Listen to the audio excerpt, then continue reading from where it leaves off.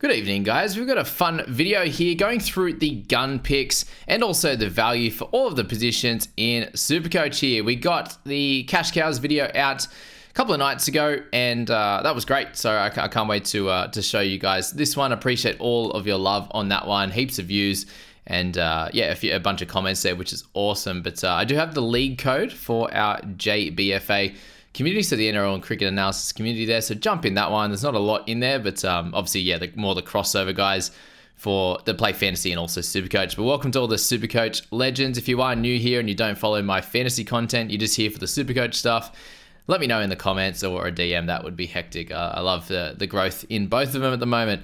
So the hooking position, we have Harry Grant up top for me. So this is the rankings, guys, for each and every position. The guys that I'd be looking to target myself if I had enough money or if it fits my side. So Harry Grant up top at 750. He is the best by far. It's obviously just the money that's an issue in this position. We saw in that Cashies video, there was a big worry that if we didn't get an 80-minute Eels hooker, what would you do? And that's where I'm looking to probably just take the Brandon Smith route. And probably make a decision from there, to be honest with you, as to how we sort out the second hooking position. Just because Brandon plays in that first one, because if we don't get him, then you're likely to need to get two guns or close to it, or do you go for one of the super cheap Mulheisens or something like that? Or Danny Levi. It's pretty gross. So you probably do need to stick with one of these best guys. And Grant, obviously, there's no huge reason why you shouldn't grab him. He's the best average guy by far. He's 11 points better than that of Jeremy Marshall-King. The buy in round 4, the toughest start is probably the two things. And do you have the money? Because you're spending it elsewhere, right? Happy Coruscant, number 2. He could have sort of that 5 to 10 points of value. He could definitely get up there with the goal kicking. Doesn't play round 1, he plays round 2. And yeah, who's going to be a starter? That's the thing. It could end up being a thing for me where it's well, he's a bit cheaper than the rest. And I've got Smithy in there, and do I go for Coruscant then as my secondary guy? That's something that I'm thinking of, and we'll have to find out obviously as well. I suppose another thing to think of is do we actually get Nicho Hynes round 1? Last year it looked like he was going to be, and then the news came out that no, he's going to be out until sort of round 4, right? And so that news could be massive as well, but we'll get to that shortly. Jeremy Marshall-King is 639, guys. Average of 62.5 last year was awesome. Potentially 5 to 8 points of value with Jeremy. With the buy in round 3 makes it a little bit tough, but a really, really good origin schedule outside of that. So he's definitely one of those guys that does need the attacking stats to get up to the 65 to 70 range. He did it last year. Can he do it again? And how's his shoulders? He did miss a lot of tackles in that preseason trial as well. So that's something to note with Jeremy. Reece Robson, guys, at 561. He did average 64 in 2022. So if he could potentially get somewhere in between that, then there's a little bit of value. So you can't say that he's a dud. We're banking on the Cowboys returning to some sort of 2022 form as well. And he doesn't have a bye in the first 13 rounds, which is awesome. Wade Egan, he comes in at number 5. I think just because of how good he looks out there, he's a really, really good player. That no-look pass to... Well, no, look, he knew Barnett was coming, but he drags himself in one direction and drags the defense with it and sends it back the other way. So he's a really good hooker, obviously, and that is going to help him with the try assists and the like, but he has concussion risk and everything on top of that. But if the Warriors are going well and he's on the park, he will do well, and he could average 60. So potentially a tiny bit of value, but he's last on my list. The hooking value, guys, so I've got Brandon Smith in there. I think obviously the volatility is there. The price is not too bad at 470. Average 46 last year. I don't think there's a big jump in minutes. He's at 58 last year. Potentially could get to 65. But the big thing there is Sandon Smith is on the bench, and he played these type of minutes in the 60s when he was there last year. And Brandon was dealing with a lot of injuries and the like himself. So he's one that you can kind of lock in for the first lot of rounds and make decisions on your hooking position from there. Let's go to the halves now. And Nicho Hynes, as you've said, I just think that with him, the team's going to do really well for the start at a minimum. We'll see how they go in the grand scheme of things. But Warriors to kick things off is a little bit tougher. Do you captain Nicho or do you go for Ponga or something? But the question is, with that quad, and is he going to be playing round 1? But he's still the best option, I think, overall. He has a tremendous upside, even with Trindle there. Cleary, second on the list, guys, at 9.12. 89 is the average from him. That includes his injury game. So I think he should average about the same as Hynes. But obviously Sharks have that nicer schedule to begin, so and Cleary's is a little bit harder, so that's where from round 1 he comes number 2. But overall, he could likely be the best half pick for the season, with the buy in round 5 for him, I think. The other way around. Yeah, there you go. So, yeah, that's where they're at, obviously. Moses is next. Plenty cheaper, that's for sure. $6.95, averages 68. He definitely has some boom potential with 300s last year. Panthers in game 2 is a little bit annoying. You've got the Eels that should be a lot better. They looked great in the trial the other day, so that bodes well. But can you go against the top 2? And if you do, I think Moses is next with sort of 5 to 10 points of potential upside. Johnson, guys, is $7.93, sort of more of the same from a year ago. Like, that trial was really good news for the Warriors and all their fans. And I think Johnson lovers as well in Supercoach. He could be somewhere between that 750 and 800. I doubt he goes higher than where he's at. So really, he could be a great guy to start with, given that Warriors could start hot and Johnson could go pretty well on the back of that.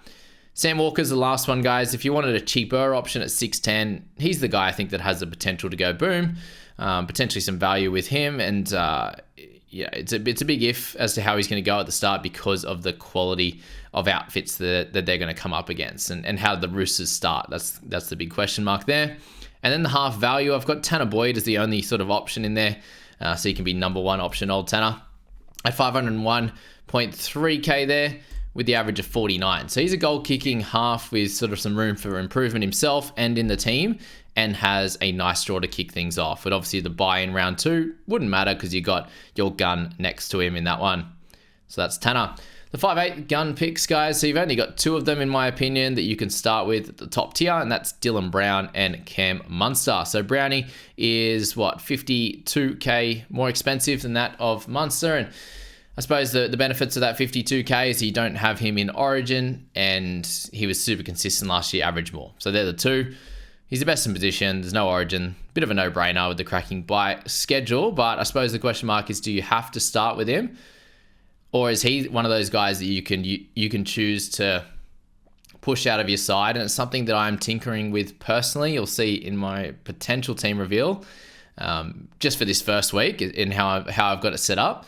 And we'll see if it sticks come the finish of both weeks of round 1. But I'm tinkering with Brown being the guy to leave out of my side over the 2-gun fullbacks and the 2-gun halves. This might be the position where I need to, because there's just no cashies, right, or across the game. So if you're going in with all of them, all 5 of those top tier guns, and like a decent, 550K plus, like a Coruscant or something in hooker, you have like 3 or 4 cash cows that aren't going to play in round 1, which is how it's going to work. So that's that. Munster, this is the lowest in a couple of years, 74 and 81 before that. He could, potential for Bloor next to him, but I don't actually know at this point. And he didn't play a trial, but he'll be really good this year as well. Okay, Metcalf is a potential option, guys. Not many people have spoken about him, but 483. Warriors attack is great. He's growing as a player. We haven't seen the best of him yet. He hasn't spent enough time on the park with the injuries and the like, but he has RTS next to him now, and that's huge. So I'm tempted to go for the Metcalf RTS combo on that left-hand side. So keep him in your thoughts, guys, that, a good runner, plenty of attack in that side, left and right, I think, and Metcalf's going to be a part of it all for sure. Braden Trindle's the next guy. I think the big one here is if Hines wasn't to start in round 1, he was potentially out for a couple of weeks, and Trindle becomes a big option at 439 in the 5'8 or the halfback position, which is great. And that nice draw really helps his chances to do well. And if he's goal kicking or kicking in general play, then more chance for some attack, that's for sure. Hines is really dominant, and it could be a really bumpy ride if Hines is there. So I don't think you grab him if Hines is there. If he's not, then he's clearly an option. And then we had to go with Luke Brooks at 560K as the third option. He has 4 seasons in the 50, so there's some consistency there if you wanted to drop down. I don't think you can go 2-gun in the 5'8 position, that's for sure. But for the Tigers there, he found it hard to get high scores as well. So in this Manly side, if he can be around the attack, whether it's assists or tries himself and line breaks, then he could do a decent job for sure. And I've seen a couple of past winner Desi Creek who's interested in him as well, which is funny. I think you just need to pick 1 or 2 out there picks that a lot of people don't have, and then the rest of the players you kind of follow the pack. And if the guys that you are going against the pack with aren't going to kill you. Like, you're not going to sit there and get a 10 out of them, and the guy that you didn't pick gets like a 90. Like, if that's unlikely, then they're the mini risks you need to take, I think, to do really well and set yourself apart. Let's go to the front row forward position, and Payne Haas is in there at 750k. The average is 73. So he doesn't have the ridiculous upside or the jewel, obviously, that of Tino has. But he always starts well, right? He averaging 80 in the first 6 last year. So that's something to note there for sure, that you could get a little bit of a bump and you don't have to worry about your front row forward, which is a very hard position. So that's that with Payne. You have to spend up though. Ruben Cotter, you can save a couple 100k, right? Got a guy that averaged 53. He was 59 the year before. He has the dual position. Yeah, will the stars align and Cotter gets the extra couple of minutes and improves his PPM from last year? That's potentially what could happen. With Tino, I've got him at 3 just because he has the ability to score a lot of tries and is the best scorer, obviously. So it's hard to leave out a best scorer in this section or in any section there. And they have a much easier, softer draw where he can score some tries in that first sort of 5 or 6 weeks. Obviously, the bye round 2 hurts, but outside of that, I think he can do a really good job for your sides. Joe Tarpany as well, 656. He looked incredible in that All-Stars game, and really the big thing with him is just the trouble getting big minutes. He has a massive PPM. Whisperer put out the stat today. I was saying it was Fafita had averaged 52 minutes and 83 points for a massive 1.53 PPM. Same as Willison's last year, but only played 19 minutes. So that was wild. Tarpany needs to get to that level in the sort of 50 minutes that he averages or whatever it is to get up to the 80s. But Tarpany, yeah, you could start with worse players at a little bit of a cheaper price. And then Fanua Blake at 740, he's more expensive than that. I just think he had too many tries to hit that same average again. Probably a little bit down on that, so no real upside from him and very expensive. The value picks in the front row forward, guys. So I think number 1, based on scoring especially, is going to be Tom Flegler. His spot's really safe now. I think the minutes should be guaranteed and very safe as well. So the question is here, can he stay on the park and not have sin bins and send-offs, right? And if he can do that, I think that adds a couple extra points to what already is about 5 or so points of value. So he could be a 53 to 55 guy for sure and sort of be a mainstay, but obviously the bye round 3, something you need to note. Terrell made that 430, average of 42. I'm likely to start with him personally. I just think that you get to lock him in for a certain amount of time. He will be on this bench. It's really just the minutes. So, can we get up near the 40, 45 minutes average? That would be cool. I think he makes a lot of money, at least 10 points of value if he gets 40 minutes with his lovely 1.27 PPM. Likely to get better too, for sure. So that's where I'm looking at with Terrell. And it's the big thing, guys, is having guys not have a bye in that front row forward position that's pretty tough is super important over that first bunch of weeks. Tavita Totola I have next at 436.6, average of 42.7. I think with him, you're expecting a 50 average, most likely with a bit of bounce back for minutes and a bit of bounce back for his form, given he had a few issues last year. So that's where I'm at with him. He's meat and potatoes, 7 points of value. Could definitely do a good job. At 436, which is not too expensive, that's for sure. Corey Jensen, I have him as a very meat and potatoes pick as well, but $23,000 cheaper than that of Totola, and he's not going to be very exciting either, and not many people are talking about him, but I'm expecting him to jump by about 7 minutes in his play time from 38 to 45, which would be about 8 to 9 points of value very easily, and he did look actually improved in that trial from what he did last year, to be honest, knowing that he's going to be a starter and it's sort of his 3rd or 4th year in first grade now. So I think he's a safe, cheap pick, and I'm looking at him for sure. Jairo, number 5 for him. He's a 466, so a bit more expensive. He has some value in 60 minutes in the middle and edge. He actually did this in 2022, and their bench looks very similar to that, with Jacob Host there coming on and playing big minutes and sort of 50 or 60, and Arrow moving from the edge to the middle. I'm not sure if that's exactly how it's going to play out, but it does look very similar, and Arrow could get into the 50s from that. But again, paying up a bit, 466 compared to saving 50 or something, which is really important, to be honest with you, at this time of year. Jason Tamalolo at 439. So he averaged 43 last year. It's a massive down year. If you like Tamalolo, I think there is some value somewhere around that sort of 5 at a minimum, just based on either the minutes going up a little bit or the PPM improving. Like, just need one of them, and that's 5 points. Both of them, and it's 10 points. So he looked okay in the trial. Dual position. Up to you on that one. I'm not going to push you for or against. Kepi, guys, are 385. He averaged 40 mins last year. He would need to become a gun player in NRL standpoint, and I just don't see it personally. Like, he need more minutes and to be better. Can't see it happening. Did look good in the trial, though, which is creating hype.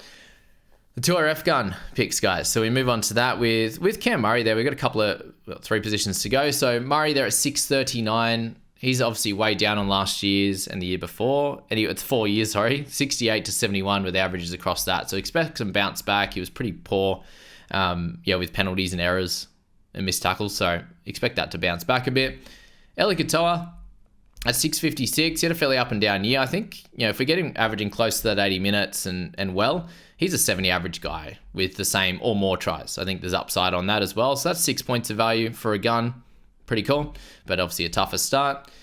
Britton Nickera at 710. He is one of those guns. He's just going to be a gun for the entire year. Score somewhere near that 70, up 80s and 90s upside with some 50s as lows. So he'll be that guy up near the 70, 73 mark. Very simply, no origin. Nice start to the season. You either get him at the start or you can get him throughout the middle. Hopgood at 748. I've got him down at 4 just because I think he's priced accordingly. He's top tier, but 73 average is huge and it's very hard to get on a week-to-week basis. Let's go to the 2RF value now with Piakura at 426.8, obviously a 42 average from last year. He's still got plenty to learn defensively, positionally, as we spoke about previously, and the attack was awesome. We're worried a little bit about the knee, but he is cheaper than all of these 2RF options, and his spot is safe in the team. So I'm going to lock him in at number 1 in this one as a great option, running off man. Walshy, everyone. Sean Lane I would have had at number 1 at 446, but is he actually going to start? And is he going to play 80 minutes? If he doesn't get named on the edge, or if they change him late or something like that, then I won't start with Lane. I can't do it at 50, 55 minutes. And if he ends that 80-minute spot and he gets some improvement in him over the first bunch of weeks, then we can just trade him in there, I think. So, yeah, it's a weird one with Lane. He looked busy on the weekend, but that's definitely a worry for him. Bo Fermor at 467. He's on the left-hand side, which is awesome. And we're coming off a 65 average 2 years ago in 2022. Had the ACL injuries. Coming back from that, he should be able to score pretty well in round 1. He seems like he's got good work rate and could potentially score a try against the Dragons. So look at him for sure. He's a bit more expensive than some of the others, but I've got him in number 3, and he's very likely to be in my team at this point, unless something changes. Siwa Wong at 462, guys. The average is 45.3 in this one. I already spoke about Tupanua, so go back and check that one in the cash cows. I went under 400k was that video. It is hard to see him, Wong, not averaging sort of 55 to 60 if he was to get 65 to 70 minutes. But question is, does he get spelled and play 50 minutes like he did at times last year? And he didn't have much of an option, he didn't get many minutes in the trial. So I think we need to learn more info. You could go with him and lock it in, but you could also get a little bit burnt with him just kind of getting 50 minutes or move back to the bench for Nat Butcher or something like that. Joshy Curran. So with him, guys, he's likely going to be a middle forward now, a front row forward, not a 13, but I still think you can expect 45 to 55 minutes, and that potentially splitting the front row and also the edge with kick-out for a spell that he'll need. So now he spoke to Denner at the start of the year about playing some lock and then moving to the edge. Well, he signed as a lock, but it doesn't look like that's going to happen just based on the team, and things have changed since that. But I still think front row forward and edge could be the play for Curran. And at 421, I still don't think he's a bad option at all. So yeah, definitely have a look at Joshy still, and we'll see what happens with Lane and maybe you go Lane to him as an easier option, just if Lane doesn't get the 80 minutes. Kicker. So it's 12 points below last year, any of his other worst fantasy seasons at the Panthers, but he is at the Dogs. They looked okay at best, hard for them to score tries. I just don't see him having 8 points of value plus. If it gets to a point where that's starting to happen, then that could be cool, but I don't see it in round 1. You got Blore and Elliott to finish, guys. With Blore, if he is named there to start at 445, you could definitely look at him. There's so many guys to look at in this position, and you want some surety, and that's what you get with Piakura, and that's why he's a cool option. Or Bo Fermor, he's going to be there, but the buy in round 2 can be frustrating. But Blore, we need to find out if he's starting. If he is, some will go for him for sure. I'll have a look. Adam Elliott at 8.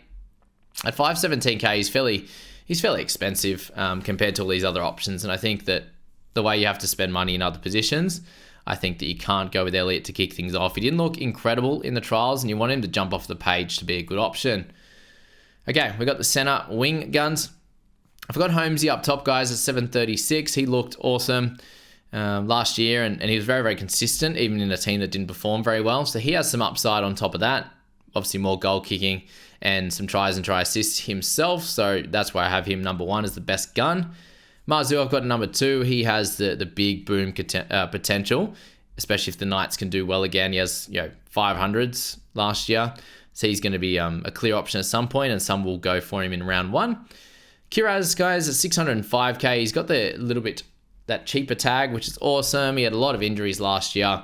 Haven't seen him in the trial zone. He's dealing with his back injury, so I'm steering clear a little bit. I know a lot of guys are still interested, and I don't see a reason to go away from him if you are still interested. Hammer, 600k in this one at 58.9. He didn't score very well on the weekend in the trial, but obviously having a fullback in this position is very, very helpful for your sides. The buy in round 3 is a bit frustrating, but if you are going for someone at this range, it's him or Kiraz, very much so. Garrick now, guys, is 722. He's number 5 at a 71 average. Playing in the centres, I think that if the team's going well, he'll get goal kicking, he'll score tries and set up some, obviously. But can he get to the heights of 71, or is it going to be somewhere in the 60s and in the centres there for sure? Cobbo is also a potential option at 603. Not really for me, but can he get to sort of Herbie levels and be a little bit above a 600, or is it going to take him a bit of time to work it out? For the center wing value position, guys, I have Taylor May clearly up top. We saw him in the trial. He looked gun. I've been all over him all preseason, so lock him in, I think. Drew Hutchison's next. He's just so cheap at 354, so the big upside, big 100 last year. He's cheap with good base. It's hard to ignore. Probably I'll be starting him. Roger, next guy on the list at 539. He's up over 30% of team, like 33, 34, something crazy. It's going up each and every day. He looks incredible in the trials, and I think that's cheap enough to go for him. He has, got up into the early 70s in previous years, and the big thing with Roger, guys, is that he's in a really good team now, and before it was okay. Zach Labart, I actually have a lot of interest in, guys. So he's my secondary sort of mid-tier guy that I'm looking to take a punt on. He looked great in the trials, Drinky going right, obviously cutting Labart out a bit, but obviously set him up as well. So I think Labart is a really strong, looks like a really strong ball runner. Defensively, he's really solid. So I see some upside with him into the, obviously he's, scored average of 57 last year, but he's priced right down into the 48 range, I believe. So 56 for Penasini at 573. Yeah, about 46 or something, or 45. For Labart at that 465 price. But if the Cowboys start well, I think he's going to do well personally, and I'm looking to take a punt on him. AJ Alex Johnson, 596. If the Bunnies are better, Johnson will go well. He's got White next to him. That left-hand side is going to be super strong. He has 73 and 68 averages in the previous 2 seasons, so he's undervalued based off that. I don't see him going under 60 of an average this season. So is it now you go for him, or a little bit later? Penasini at 6. He had his best season last year, guys. He's 21 years old. He's improving.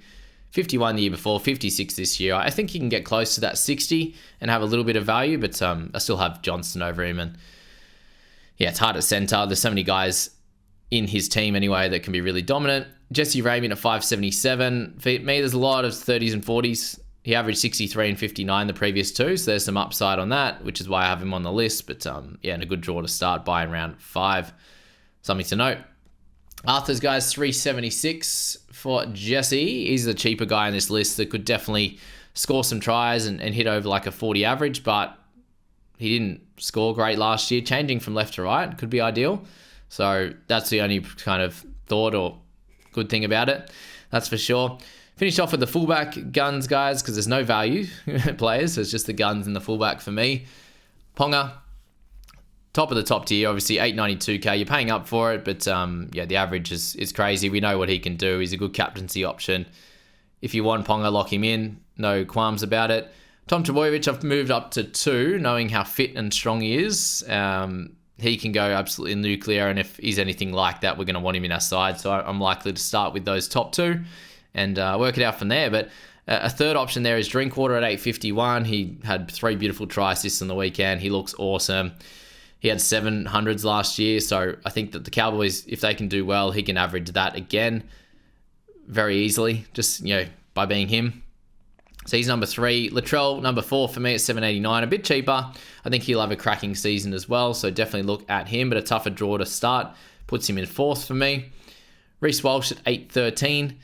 Average 80 last year. I definitely think he can average the 80 again. He had an absolutely incredible season. Can the Broncos be just as good? I think I'm picking Latrell just over him. And then Tedesco at 707. Yeah, he had another 10-point drop-off, but in that trial, he was averaging some running. He was running as faster than he did last season, so that was good news. He looked better, that's for sure, than he has.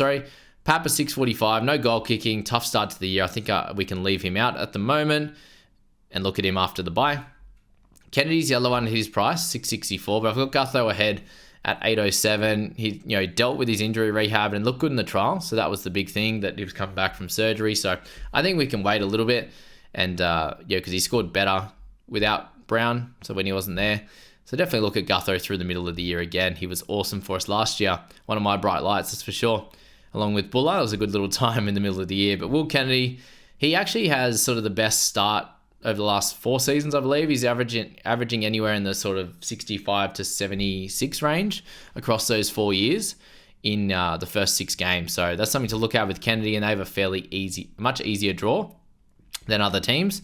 So Kennedy is a good one to look at. But that finishes off this video, guys. As I said, the Supercoach League code for our group is in the description. And just I absolutely appreciate you guys making a Supercoach team. If you are on the fantasy side, if you're on the SC side, thanks for coming over and listening to me talk about it. I've put a lot of effort into this, and I want to become as good as Supercoach as I am at fantasy. Thanks again, guys. We'll catch you in the next one.